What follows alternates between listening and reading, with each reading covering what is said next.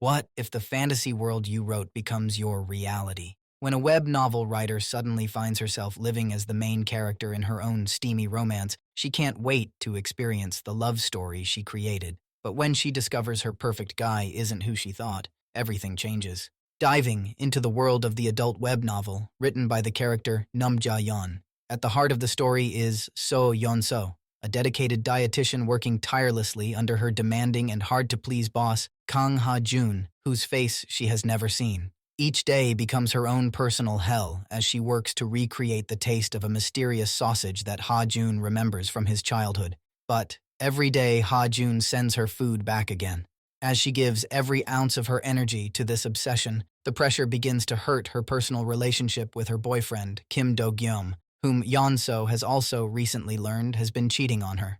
Confronting him, Yeon-so is shocked when Do-gyeom, who also happens to be Ha-jun's secretary, not only refuses to apologize for cheating, but breaks up with her, saying that he has grown bored with Yeon-so and implying that anyone would do the same in his position. The heartbreak leaves Yeon-so devastated. That night, feeling utterly lost, Yeon-so finds herself at a bar. The only other person at the bar is Ha-jun, whom she doesn't recognize. A perfectionist, Ha-jun keeps sending back the drinks that the bartender makes. Triggered, outside the bar, Yeon-so vents her frustrations to Ha-jun. Her words spill out in a rush of anger, but as Ha-jun listens intently, he drops a surprising line. "I never get bored with the woman I fall for." In that charged moment, a spark ignites between them, leading to an unexpected, steamy night. Yeon-so wakes up to a shocking realization. The man she spent the night with is a complete stranger, and she has no idea who he is. She accidentally leaves behind her lanyard at the stranger's place. When Ha-jun discovers it, he pieces together her identity. Yeon-so receives a note summoning her to the CEO's office, and that's when it hits her. The stranger she slept with was none other than her boss, Ha-jun. Over the next few days, Ha-jun starts showing up at the company cafeteria, something he never did before. Meanwhile, in the real world, we meet up again with Ja-yeon, the author of Spiceup Our Love. She is currently entangled in a legal battle with Bok Gyu-hyun, a man who left a series of hateful comments. Feeling deeply wronged, Ja-yeon sues him for defamation, and tensions escalate during a heated argument over his insincere apology letter. Just when it seems the situation couldn't escalate any further, fate intervenes in a most dramatic fashion. A truck flies down the road, almost hitting Gyu-hyun. Although he narrowly escapes, Ja-yeon faints from the shock. When she wakes up again, Ja-yeon's horror grows as she finds herself in the fictional world of her own web novel. No longer merely an observer, Ja-yeon is now trapped in the body of her protagonist, Yeon-so. Panic floods her as she grapples with this bizarre new reality, her heart racing with disbelief. Desperate to escape her world, Ja-yeon tries to leave the hospital, only to run into none other than Ha-jun. Except there's a shocking twist. Ha-jun is now being portrayed by Ja-yeon's real-life hater, Gyu-hyun, the very man whose hatred for her work had pushed her into this difficult situation in the first place. The surreal change sends her spiraling deeper into confusion and dread. As if the situation couldn't get any more complicated, the real-life Ha-jun, who had been her first love and her greatest inspiration for the male lead character, is now depicted as Yeon-so's cruel and heartless ex-boyfriend. Her carefully crafted story has transformed into a chaotic mess, disrupting everything she thought she knew and leaving her feeling completely powerless. As Ja-yeon tries her best to escape the fictional universe she created, no matter how hard she attempts to break free, nothing seems to work. Getting on the bus, she finds that it just loops around to the place that Yeon-so needs to be for the plot. On top of being trapped in her own story, when the story reaches certain key moments, Ja-yeon also finds that she is forced to perform scenes that she dreads, even when she doesn't want to. This becomes especially uncomfortable when it comes to romantic moments with Ha-jun. To make things even worse, Ja-yeon remembers that the novel ends with a very steamy, key ending scene. She must find a way to leave. Climbing to the top of the building, Ja-yeon tries to kill her character by jumping, but before she hits the ground, Ha-jun jumps up and catches her.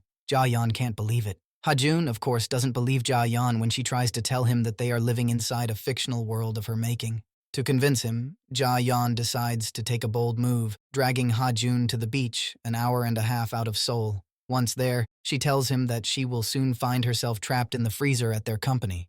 Hajun exclaims, "How would this be possible?" However, just as Ja-yeon finishes making the prediction, her body is once again pulled into the story, and she vanishes from Ha-jun's sight as he is about to give her his blazer. Ha-jun wonders where she disappeared to. Even though Ja-yeon knows she won't die from hypothermia, being trapped in the company's large industrial-style freezer is still terrifying. Ja-yeon struggles to maintain her composure. Meanwhile, Ha-jun can't believe what he has just seen.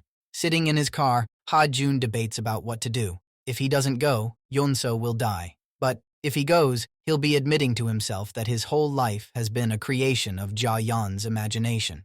Back in Seoul, despite the employees at the company frantically trying to save her, it's only Ha-jun who can open the door. Eventually coming to her rescue, Ha-jun, in a dramatic, sweeping moment, arrives and easily opens the freezer door. As Ha-jun carries Yeonso out, much to Ja-yeon's surprise, her heart flutters. Having witnessed the freezer incident firsthand, Ha-jun can no longer deny the truth. Ja-yeon is indeed his creator, and their world exists because of her. This revelation fills him with deep sadness. If everything around him is fabricated, it means that his feelings for Yeonso, which grow stronger by the day, may not be real either. The idea that his emotions and connection to her are merely part of a scripted story leaves him feeling empty.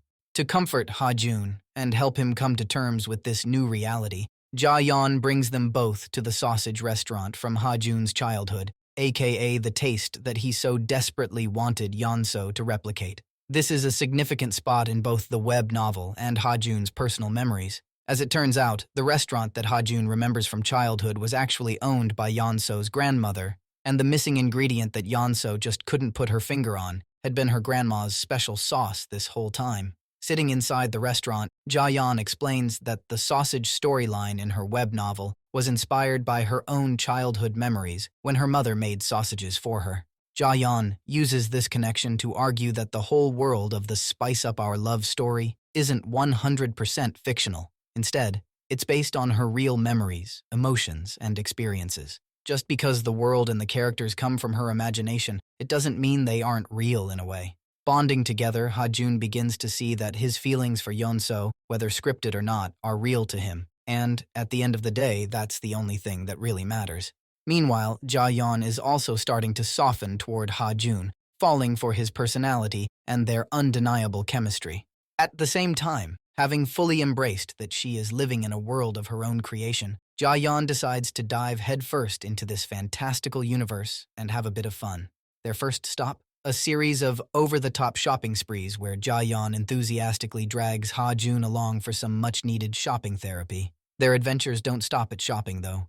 Ja-yeon and Ha-jun fly to Japan to enjoy some amazing Japanese food, far better than any restaurant she had ever visited in her other life. Next, they treat themselves to pastries in Paris, and as if that weren't enough, Ja-yeon and Ha-jun indulge in relaxing massages in Thailand. With each new adventure, Ja-yeon feels a liberating sense of joy and excitement washing over her. Strolling through a scenic park in Seoul, Ja-yeon and Ha-jun enjoy their peaceful cherry blossom walk.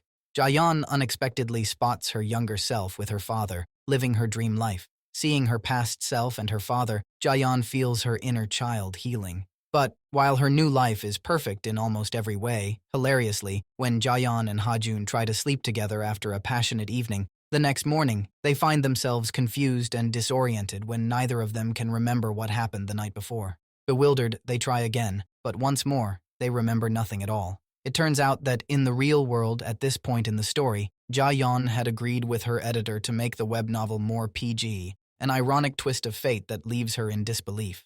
Although Ja-yeon is disappointed, Ha-jun comforts her by saying, "I don't need a scene as long as I have you. You being in front of me is all I need." How cute. But as with any good story, darkness looms on the horizon, especially when it becomes clear that Do-gyeom is not just a nuisance. He is the source of Yeonso's past trauma and was the one who locked her in a freezer. Consumed by fury and jealousy, Do-gyeom turns into a full-blown bad guy, speeding down the road with his black car aimed at Yeonso. Facing this nightmare, Ja-yeon reluctantly realizes that her life is following a set plot. But, just as it seems like Yeonso's fate is sealed, Ha-jun steps in, heroically pushing her out of harm's way. Worried, Ja-yeon shakes Ha-jun, unable to believe what she's seeing as he lies on the ground. Luckily, the surgeon tells Ja-yeon that Ha-jun is okay as the main lead never dies.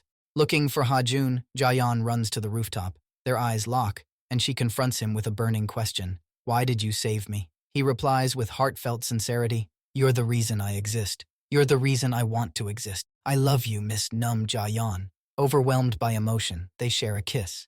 Just as the story seems to be wrapping up neatly, Ja-yeon is thrust back into her real life. Ja-yeon wakes up in the hospital room Gyu-hyun booked for her after she fainted, feeling momentarily confused as her dream still lingers in her mind. As she shakes off the fog of unconsciousness, her heart skips a beat when she sees Gyu-hyun. Their eyes lock, and with a newfound sense of determination, Ja-yeon realizes that she's finally ready to embrace a real-life romance with her dream man.